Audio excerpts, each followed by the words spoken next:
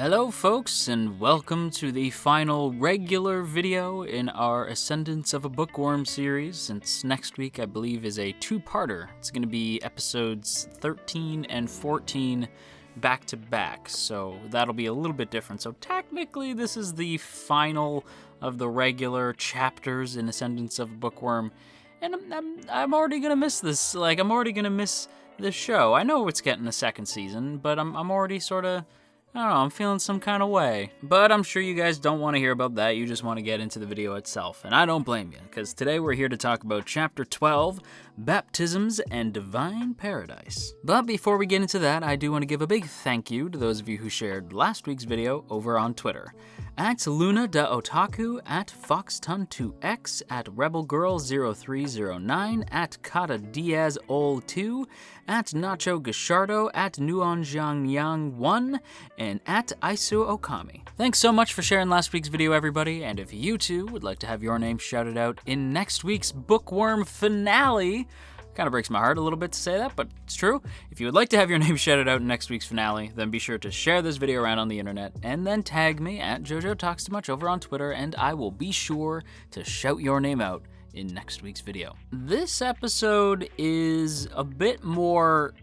it's funny, because on one hand, it's the emotional impact I thought it was going to have, but then on other parts, it's more awe-inspiring and intriguing and leaves me with a lot of questions. And then on the other hand, on all three hands, you know, as typical humans have three hands, correct?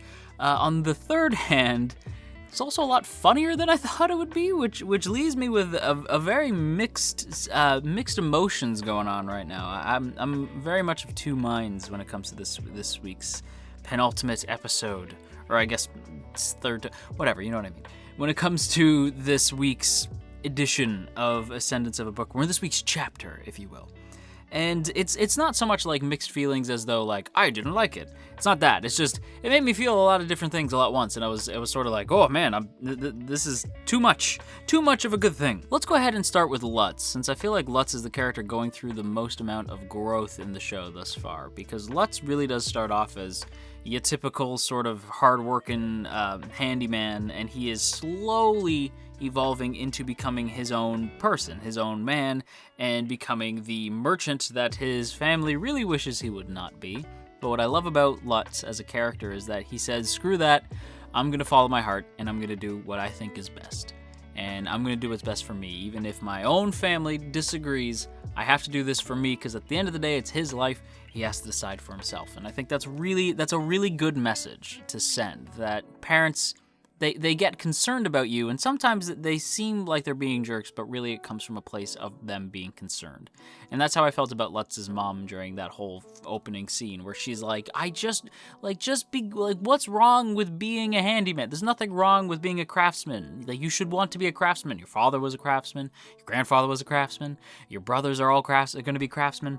And as far as Lutz is concerned, he's thinking like, that's great, and there's nothing wrong with being a craftsman, but if I don't do something, nothing will change, and my brothers will continue to outshine me. They'll reap all the benefits while I'll feel left in the dust. And I really appreciate that he's mature enough to recognize that. Lutz is mature enough to know that he likes being a merchant. The idea is fun to him. He still enjoys the idea of doing something different, being able to go to different areas, do different things. That still appeals to Lutz. And he's found a way to actually achieve that dream without going so far as to be a traveling merchant like you wanted to initially. And I feel like the whole idea of following your dreams, making compromises where you need to, but still following your dream regardless of what those around you say, is a really, like, it's just refreshing. It's a good message, I feel, to send, because I feel like people, like even people my age who are like in their late 20s, sometimes even we need to hear that. So I'd imagine if you're like leaving high school, like if those of you watching are about to leave high school, that message probably rings pretty true. As it just, I know that sort of transitionary period. I knew that I would have loved to have been watching the show towards the end of high school, because I felt like I too wasn't sure where to go and what to do. And Lutz, who ironically enough is very small, he is a child essentially, but he's one of the only children I can stand. So Lutz, like realizing this lesson at such a young age, something it took people my age many moons to learn, he learns it at like, how old are they, like 10? Like, or however old they are, 8, 9, I have no idea. But like the fact that he learns this so young, it speaks volumes to what a solid, like just a good lad this character is. And Lutz has really become a character who I feel the need to cheer, like every time he's on screen. I feel the need to cheer him on because he is such a good dude, and he really does have, not only does he have Myne's best intentions at heart, but he also knows what's best for himself as well. And I think like that's just really impressive to me. And I like that his mom eventually gives in. Like that I really appreciate, that she doesn't necessarily agree, but if it's what he wants to do and he's that passionate about it, he's done the research, he knows what he's doing, she's comfortable enough to let him go through with it. And another thing I appreciate is that she doesn't blame Myne. She's not angry at Myne for like convincing Lutz to do this. She's aware that Lutz is his own kid and made his own decisions. And I just really appreciated the whole opening scene with Lutz, and I really liked seeing him working with Benno still, even after Myne unfortunately has to cancel her apprenticeship. Lutz is still an apprentice of Benno's, and you see him like trying to be, like he does the whole merchant prayer on the first try, whereas Myne even stumbles over it and isn't sure what to say. And Benno even says like, holy crap, congratulations, my boy, you did it on your first try. And when Myne's like, yeah, we did it on our first try, he's like, I wasn't talking to you, which I thought was really funny. And seeing him like even try on some merchant clothes, like trying to be a little bit more higher class, I really dug that. I liked seeing Lutz's growth from craftsman to merchant. And we're not even there yet. He's not even at like merchant status yet. He's merely an apprentice, but this journey already has been entertaining to watch, and he's not even the main character. He's one of the main cast, but he's not the main character. So I just think that the fact that the show's been able to paint his journey as something really worth cheering for is really impressive. I would also like to point out that Benno is in fact single. Hey Benno.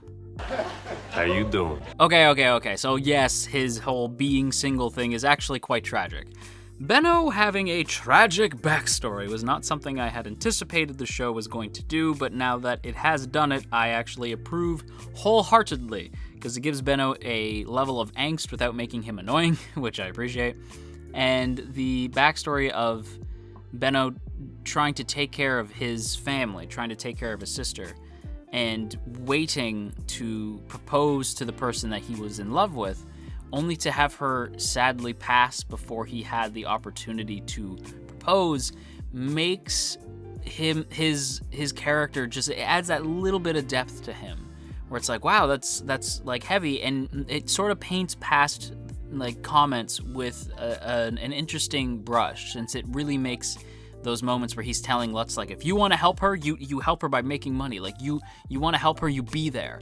That paints that scene in a slightly different light. And you can tell that he's saying, like, if you have the opportunity to be there for somebody, you be there. You don't miss that opportunity. If you can be there, you be there.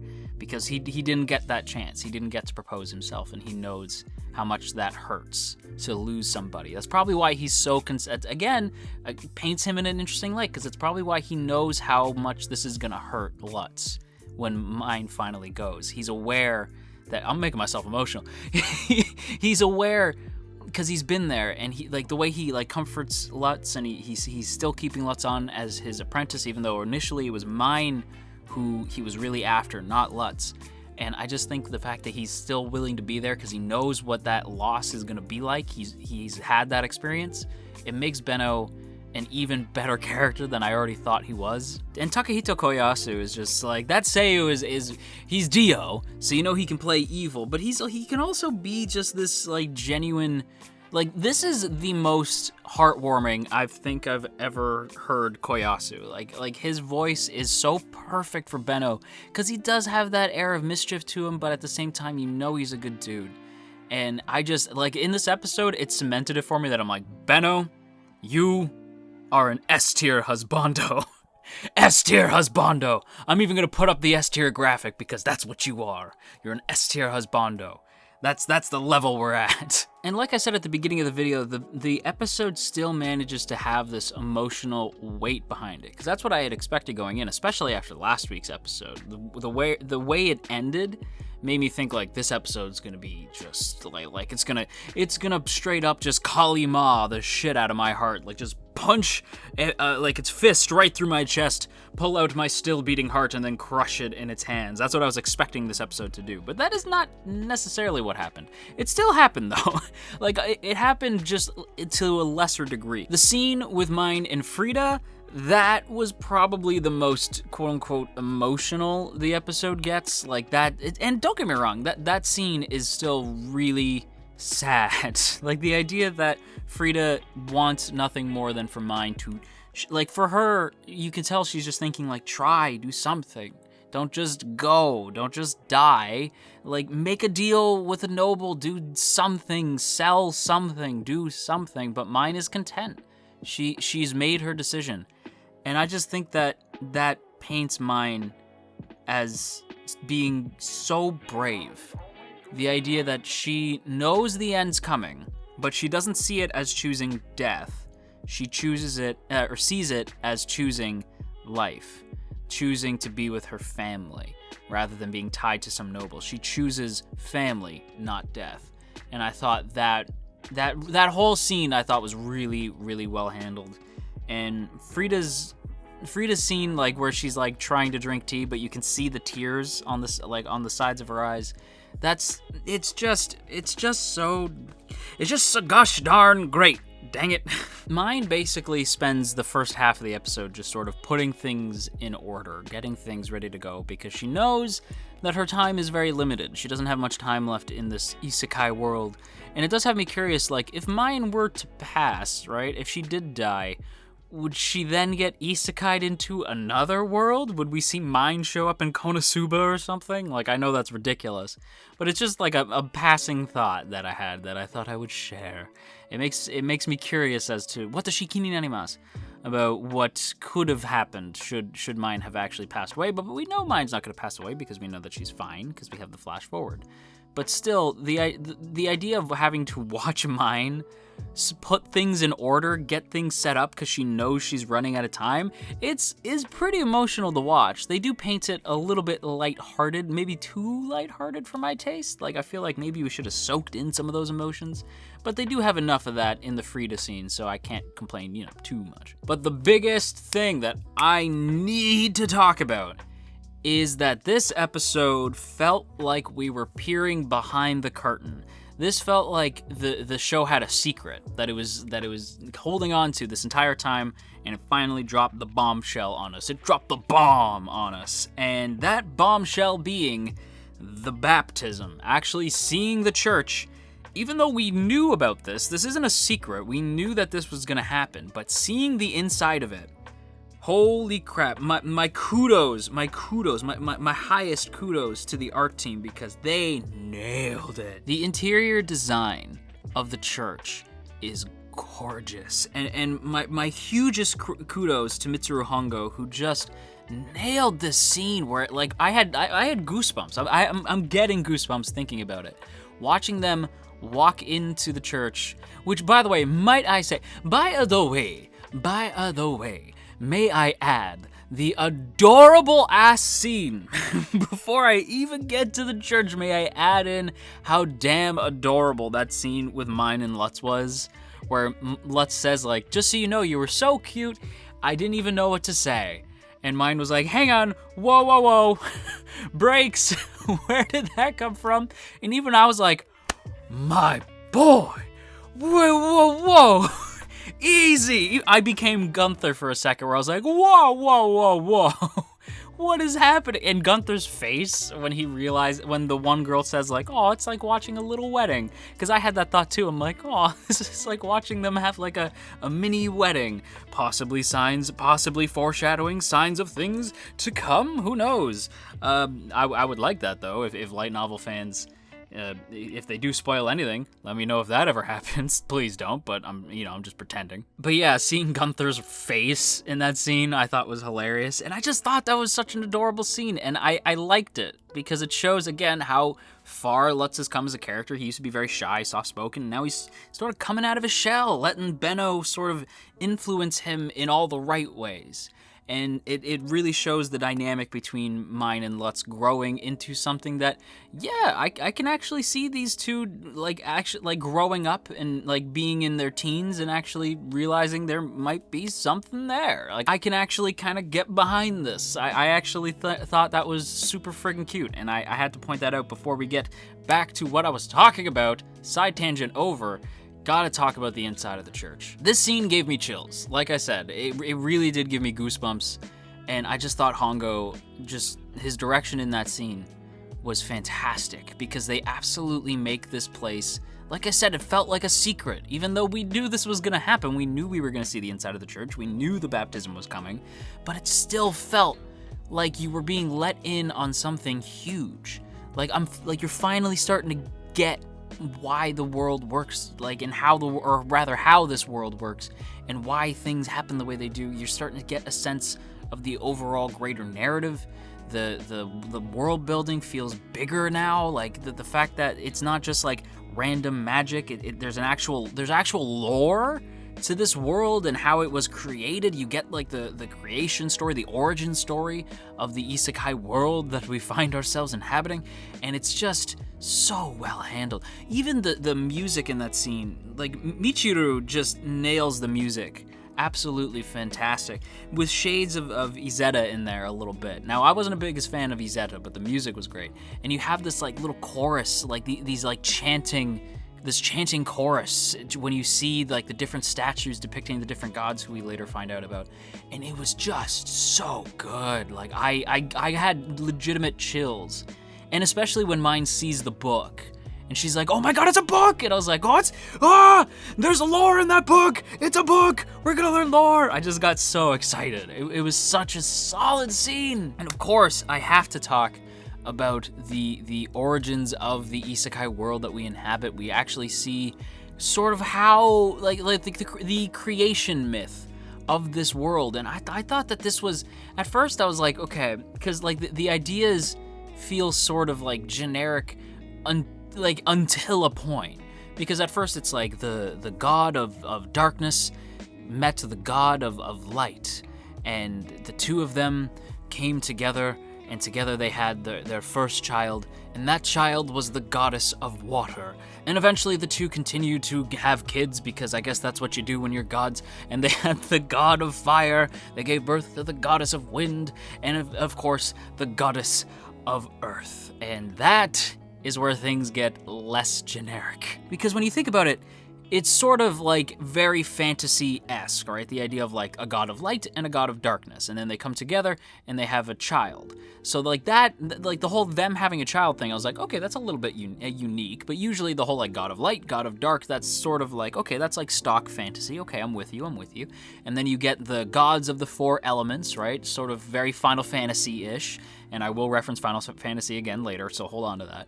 But it's very Final Fantasy-y, like the whole different, like the four elements of the earth, but in the personification of gods. And then things get really interesting. The god of life, now comment section, do let me know, because this is where I got a little bit confused, but I still thought it was really like fascinating stuff. But where did the god of life come from? Because I don't remember them saying the god of life, unless maybe I was misreading some of the subtitles, so do let me know. I was a little bit freaking confused. But the god of life eventually meets the goddess of earth, and he falls in love, and they get married. But once they get married, it was a ruse, and the god of life actually entombs the goddess of the earth and becomes essentially, and this is where you get the seasons, because this is like when the ice melts, the goddess of water washes away the god of life, and that causes spring, and then the god of fire comes in and he brings life. He nurtures the new life caused by the wave, and that causes summer. And then you get, from there you get autumn, which eventually leads to the season of the god of life, which is winter. And I just, like the idea of like the fact that they even considered the seasons in this creation myth it was just fantastic stuff. I thought that was really cool. The fact that they went out of their way to give the gods not only individual character designs, which are dope, by the way. The art in the flashback, like the art in the origin story, the creation myth, was great. I thought, like, again, the art in this series, when it wants to, can just be like insanely well handled. And the whole fact that they gave each of those characters not only a unique character design, but also went out of their way to develop the relationship, even if only, like, because they only had a certain amount of time to tell this creation myth. And within that time, you still get to see these different dynamics that all the gods have with each other. And I thought that was really unique. And I hope we learn more about this creation myth, because I'm really intrigued by this. Give me more lore to sink my teeth into, show. But speaking of giving me more lore, we have Myne having to, she doesn't necessarily get ill as much as she laughs herself silly because she sees the poses that the church has to make, and it makes her laugh because basically one of them's like a kowtow, and it's a whole thing. But what ends up happening is that Myne gets herself lost in the church, and what should she happen to find within the church? You guessed it. Holy shit, it's a gosh dang library. My jaw hit the floor. I'm not gonna lie. For some reason, like, it had never connected. I had never connected the dots that, like, yeah, of course there's gonna be a library in a church. It's a church. But when I saw it, I was like, holy crap. Like, I had the same reaction as Myne, and I was all excited. And then she, like, she runs into that barrier thing. And it kind of looked like the ripple effect in Donnie Darko, you know, where she, like, presses her hand up against it. She's like, no, damn it. She even, like, cracks her nose off the thing. I felt so bad for her. And it was heartbreaking, because you're like, God damn it, it's right there. No! Like, it was such a kick in the balls. Or if you're a lady, I guess a kick in the emotional balls. I don't know. But that whole scene does lead me into the other Final Fantasy reference I wanted to make, and that's that your girl's about to make a job change. Your girl Myne is going from merchant to white mage, and I very much approve. Myne decides to take up an apprenticeship with the church, because if she takes up an apprenticeship with the church, that barrier will let her through, and oh my god, she can actually read a friggin' book. I'm so shocked by the fact that she's so close to books that I didn't even mention the fact that we saw the priest in this. We actually saw the blue-haired priest. We saw, I believe his name is Ferdinand. We friggin' saw him. Yes, I looked it up because I forgot his name. I think they mentioned it way back in episode 1, but that was a long time ago and your boy is forgetful, so I had to look it up. But yes, we actually see Ferdinand, and they even make a joke about it later, saying like, oh, you got screen time, yay! I thought that was really funny. But yeah, it was just solid stuff, and I cannot wait to see what's gonna happen in the 2-part finale next week. My heart is breaking a little bit because it's gonna feel like forever in between now and season 2, but I don't super know when season 2 is coming out. I kind of forget. I think they did give an announcement date. Maybe I'm wrong, but they announced season 2. We know that it's for sure coming, so hopefully it comes sometime in 2020. Either way, I cannot wait for next week, and hopefully you guys are as excited as I am. On that note, everybody, I'm going to give this episode a very, very strong A tier. I want to give it an S tier, but there's just some nitpicky things.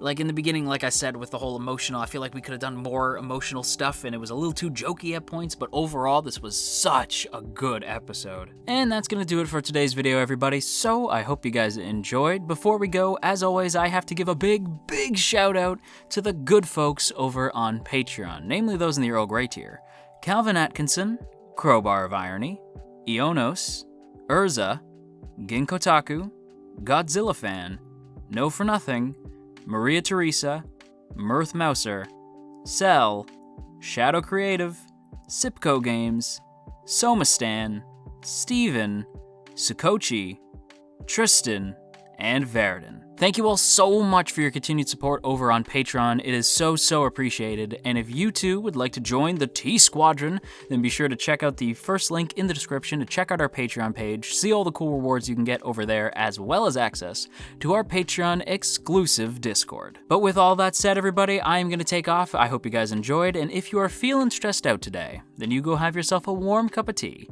and I will talk to you all again real soon.